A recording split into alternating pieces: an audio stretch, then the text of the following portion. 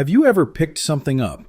An old scarf, a tiny trinket, maybe a faded letter, and then quietly put it back down, not because you needed it, but because you simply couldn't bear to let it go?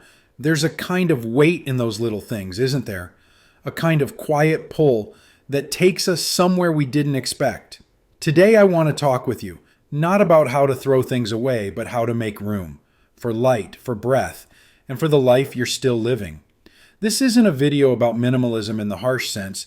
It's about 9 gentle changes you can make, starting today, that will help you feel lighter in your home, in your mind, and maybe even in your heart.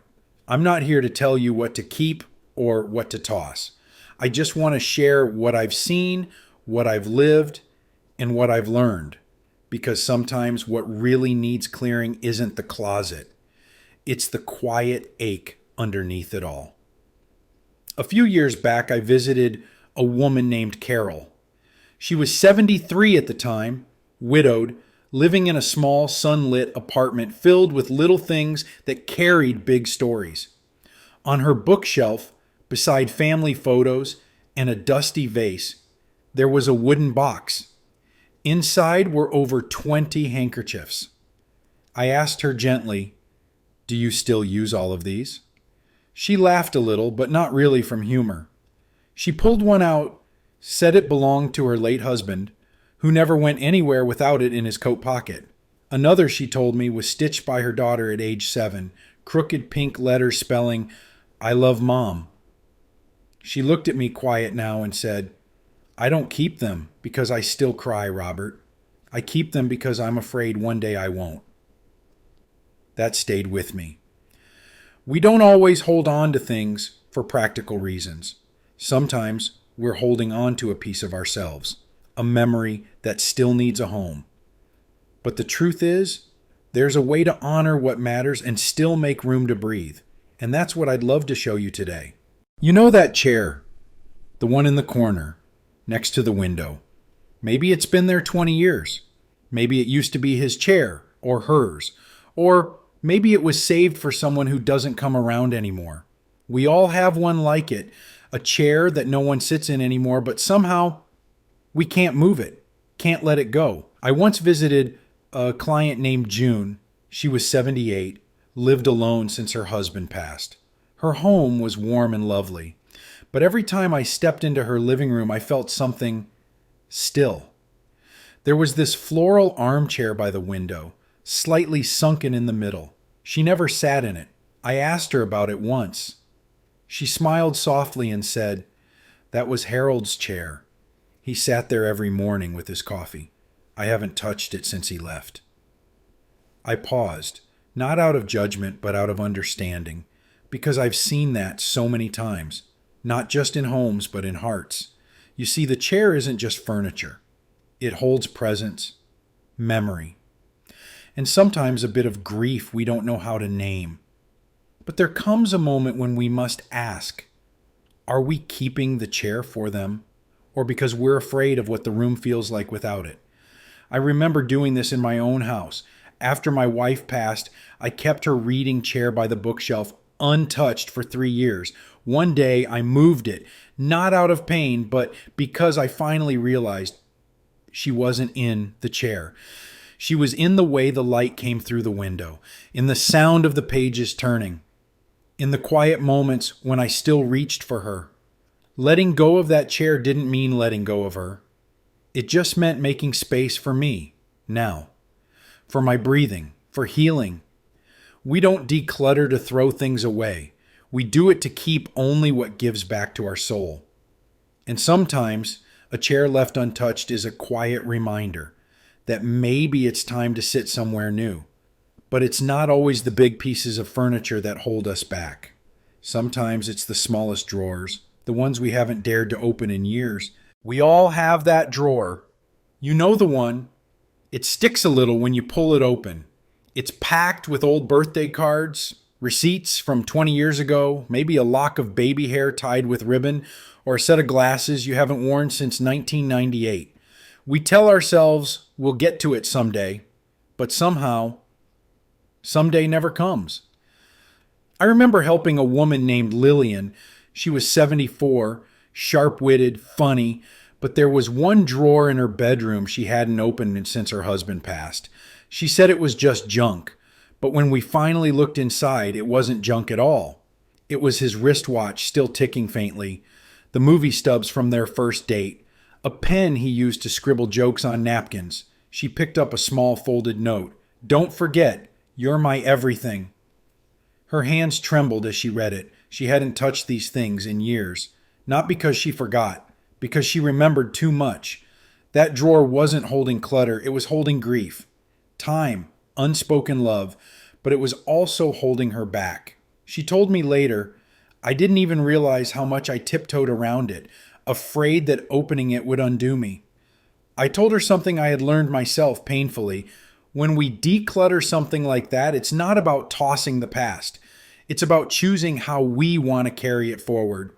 We found a small wooden box, and together she placed just 3 items inside: the watch, the note, and the stub from their anniversary movie. The rest she let go of, not because it didn't matter, but because it had already done its job. I did the same years ago with a drawer full of letters my wife wrote me during the early days of our marriage. For a long time, I couldn't read them without breaking. But one morning, I sat down, read every word, smiled, cried, and chose 5 to keep. Just 5. Enough to hold the feeling, but not the weight. Sometimes the heaviest things in our home are in the smallest drawers, and sometimes freedom begins with one gentle decision. I can keep the memory without keeping everything. We don't sort through the past to forget it. We sort it to finally live with it in peace. And speaking of peace, one of the most overlooked places that steals our daily calm is right where we sleep. Our surfaces, our nightstands, our everyday corners. Have you ever looked at your nightstand or the kitchen counter or maybe that little table by the front door and felt a bit overwhelmed by how much was sitting there? Lotion bottles, glasses, receipts, pill organizers, a book you meant to finish 2 years ago. We don't mean to let it pile up, but over time, these surfaces, these small corners of our daily life, stop being places of ease and start becoming reminders of everything unfinished, untouched, and unneeded. I learned something years ago from a hospice nurse, of all people. She told me, when the end feels near, people stop reaching for stuff and start reaching for breath. That stayed with me. And ever since then, I've lived by something I call the rule of 3. 3 items per surface, no more. If a table, dresser, or counter holds more than that, it's not helping you. It's weighing on you. I once helped Mrs. Elena, an 82-year-old widow with a beautiful old house filled with memories. Her nightstand had over 15 items: creams, glasses, 4 unread books, tissues, a cracked mug, 2 remote controls. I didn't tell her to throw anything away. I just asked, if this were a hotel room for one peaceful night, what 3 things would you really want beside you? She paused, then chose her reading lamp, a framed photo of her late husband, and a lavender-scented lotion. The rest we gently moved elsewhere. That night, she told me it was the first time in years she didn't feel cluttered in her own sleep. I've done the same at home. My kitchen counter used to be my drop zone: mail, medicine, receipts. Now, it's just a fruit bowl, my coffee pot, and a little radio that still plays old jazz. Somehow, when the surfaces can breathe, so can I. Clearing a surface isn't about emptiness. It's about creating a space where your spirit can rest. But sometimes the heaviest clutter doesn't sit out in the open. It hides behind closet doors, waiting quietly in clothes we haven't worn in decades. Have you ever stood in front of your closet and felt a kind of quiet pressure? Not from the clothes themselves, but from what they represent. Dresses that once fit, shoes that never quite did, scarves you were saving for a special lunch, or pants you promised you'd wear again once you lost a little weight. That closet doesn't just hold fabric. It holds some days, hopes, regrets, promises to ourselves we're not even sure we still believe in. I remember helping a dear friend of mine, Margaret. She was 76, elegant in a timeless sort of way. Her closet was full, beautiful pieces, all arranged by color, by memory. She kept a green silk dress from her 50th anniversary, a wide-brimmed hat she once wore to church, and a pair of jeans she hadn't fit into since her knees gave out. "I'll wear them again one day," she said with a wistful smile. But then she paused, stared at the jeans, and admitted, "I think I just don't want to admit that I've changed." And that's the truth, isn't it? Letting go of clothing isn't just about space. It's about identity, about facing who we are now, not who we were or who we hope to be again. I've gone through the same. For years, I held on to my favorite blazer. I loved how it made me feel back when I was consulting, giving talks, traveling. But one day, as I struggled to button it over a slightly rounder belly, I looked in the mirror and said, "Robert, you don't need this jacket to prove you still matter." I folded it up and gave it to a young man headed to his first job interview. A week later, he called to say he got the job and thanked me for the confidence I'd unknowingly passed along. There's grace in that, in giving something a second life, in releasing old versions of ourselves, so we can show up fully in the one we're living now. Letting go of the someday clothes makes space for the woman you are today, and she deserves room to breathe. But not all clutter is emotional. Some of it is simply expired, unused, and taking up the quiet places meant for peace, like in the bathroom cabinets we haven't touched since last spring. Sometimes the clutter that drains us most isn't emotional, it's practical. It's the little things, the daily things, like the basket under the bathroom sink. You know the one. Filled with old lotions, expired creams, half-used shampoos, lipsticks you tried once and never wore again. We keep them because they're still good or might be useful one day. But the truth is, every time we reach for the moisturizer and knock over 5 other bottles, a part of a size, we don't even notice it anymore, but it wears on us. It makes the start of each day feel just a little heavier. I once helped a woman named Dottie, age 79. Her bathroom was small, bright, and always smelled of lavender. But under the sink, she had 3 baskets, overflowing with personal care items she hadn't touched in years.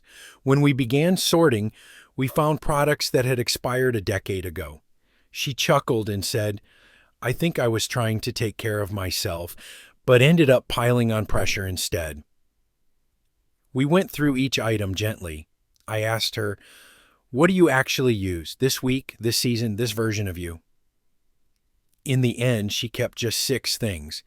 That evening, she called me and said, "I actually enjoyed washing my face tonight. It felt peaceful."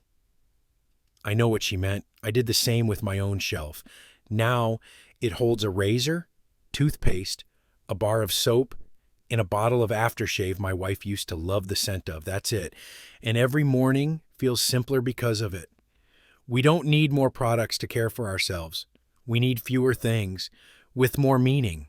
And when life feels busy or overwhelming, sometimes what we really need isn't a big change, but just 5 quiet minutes and 1 small shift. Have you ever looked around your home, maybe just after lunch or while folding the same blanket for the 3rd time that week, and thought, where would I even begin? The house isn't a mess, but it feels full of things you don't quite use, don't quite need, but also don't quite know how to face. That feeling of being stuck. It's not laziness, and it's not about clutter. Most of the time, it's overwhelm. It's standing at the bottom of a mountain and thinking, I don't have the strength to climb this today. I've been there too. After my wife passed, the house felt heavier somehow, not because she left a mess. She was the neat one between us, but because the little things, her recipe cards, the drawer of holiday napkins, the sewing kit she hadn't touched in years, suddenly felt louder. I avoided those corners, told myself, maybe later, but later kept stretching further away. Until one day, a friend gave me a simple challenge. He said, 5 minutes, 1 drawer, don't think about the rest. Just start there. And you know what? That small moment changed everything. I opened the drawer in the hallway, just one, tossed 2 broken flashlights, kept a birthday card from my daughter, closed it, done, 5 minutes, and something in me lifted. That's what I call a micro shift. No pressure, no full room overhaul, just one small space, 5 minutes of presence, of honesty, of lightness. I helped a woman named Claire with this approach. She was 68, had a small apartment, and said she constantly felt guilty about not keeping up with organizing. We started with her kitchen junk drawer. 5 minutes. We found 4 sets of measuring spoons, 2 dried out pens, a letter from her sister who passed. She held the letter, smiled with tears in her eyes, and said, "This drawer's been shouting at me for years." Then she laughed and added, "Turns out it just needed 5 quiet minutes." It's not the size of the task, it's the size of the resistance. And when we shrink the task to something small, soft, doable, the resistance shrinks too. Before you know it, you're building momentum, not cleaning a house, but gently reclaiming a sense of clarity. These days, I still do this. 1 shelf, 1 nightstand, 5 minutes before bed. Sometimes I find something to toss. Sometimes I just straighten things. But every time, I feel lighter, more present, less stuck. Small shifts won't change your house overnight, but they will change your relationship with it one breath at a time.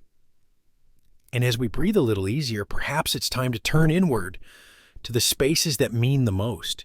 Because in the end, home isn't where the things are. It's where the soul rests. And no space holds that truth more than the quiet corner we come home to each day.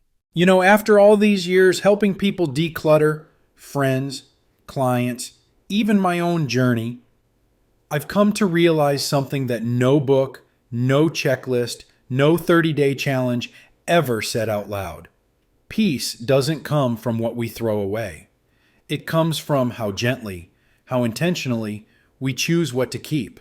We think of decluttering as losing things, but the truth is it's not about loss. It's about making room for who we are now, for what we love now, for the version of ourselves that's still here, still breathing, still becoming. When I look back on all the women I've worked with, strong, wise, and full of life, there's a common thread. Most of them didn't need help deciding what was junk. They needed someone to remind them that letting go isn't betrayal, that holding on with pressure isn't love, and that living with less doesn't mean loving less. I remember Joan, a quiet 72-year-old woman with a beautiful smile and a heart full of stories. Her home was tidy, but her bedroom closet, it overflowed. She showed me a dress she wore to her daughter's wedding, still wrapped in dry cleaner plastic. "I'll never wear it again," she said, "but I can still hear the music when I touch the fabric." We didn't throw it away. We found a shadow box, folded the lace, added a photo of her and her daughter from that day, and hung it in her hallway. Now, it's no longer something lost in a closet. It's a piece of her heart, honored and seen. You see, decluttering done gently isn't about stripping life away. It's about lifting the weight off the beautiful parts of life you still want to carry. It's not about being cold or ruthless. It's about being clear, kind, present. And you don't have to do it all at once. You don't have to prove anything to anyone. If you're standing in front of a pile and you feel overwhelmed, try asking just one question. Does this give something back to my soul, or is it just taking up space? That question changed the way I live. It helped me keep the photo album, but release the broken camera. Keep my wife's favorite scarf, but let go of the dozen coats neither of us had worn since 2004. And more importantly, it helped me stop feeling guilty for moving forward. Because moving forward doesn't mean forgetting. It just means living better with what we choose to remember. We don't declutter to forget the past. We do it to make space for what still wants to bloom. And maybe, just maybe, today is a good day to begin. Not with the attic, not with the whole house, maybe just with one drawer, one basket, one story you're ready to let breathe again. If this video made something in you soften, I'd love to hear about it. Was there something you held on to for years and that you finally let go of, or maybe finally learned how to keep in a new way? Tell me in the comments. I truly want to know. And if you have a friend or sister or neighbor who's been feeling stuck, gently overwhelmed by the things in her home, share this video with her. Not to tell her what to do, but to let her know she's not alone in this. We're all just learning how to hold on and how to let go with grace.